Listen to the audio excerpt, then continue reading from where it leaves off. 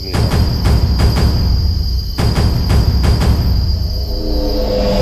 Baik dapat dengan dia.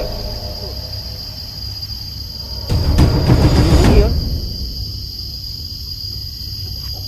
Tak pasal ke dia? Tak pasal.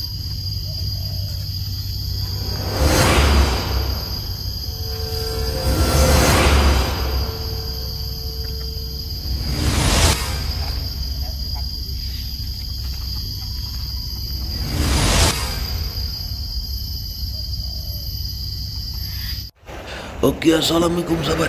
Okey, hari ni kita cuma hibur-hiburkan sahabat-sahabat subscriber ya. Kita tengok cash and release saja hari ni sahabat. Cash and release saja.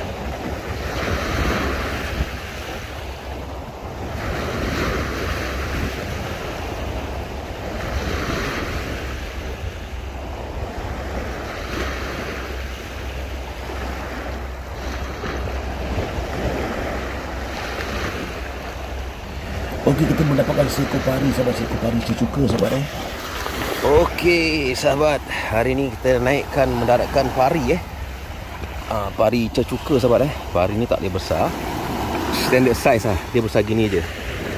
Jangan salah anggap kadang-kadang kecil-kecil gini dia dah beranak sahabat Okey, tu sahabat. Okey, kita akan releasekan dulu sahabat, dan kita akan cast lagi.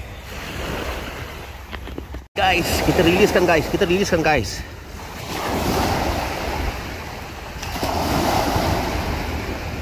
Okey sahabat, kita buat satu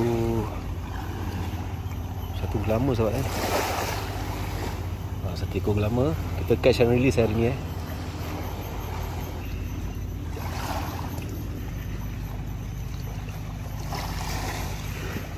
Okey sahabatku, kita dapat ikan gog-gog pula. Hari ni kita catch and release misi Okey, misi catch and release ikan gog-gog sahabat Okey, alhamdulillah kita mendapatkan satu ketam sahabat agak besar saiz Okey, tu dia, saya tak rekod tadi. Ingat tu kaum umpan. Sekali dia pun menjelma sahabat. Ni kasar ni sahabat. Nampak. Okey sahabat, kita bukakan dulu ketam ni daripada jaring ni dan kita akan cast lagi.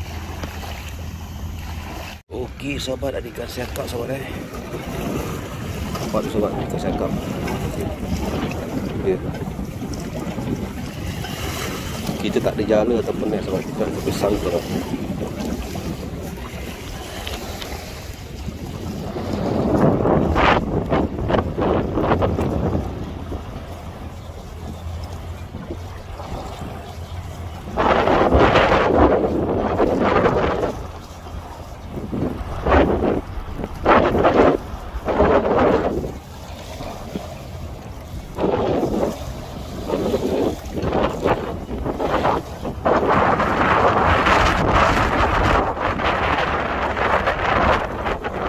Okey, kita dapat lagi seekor ketam.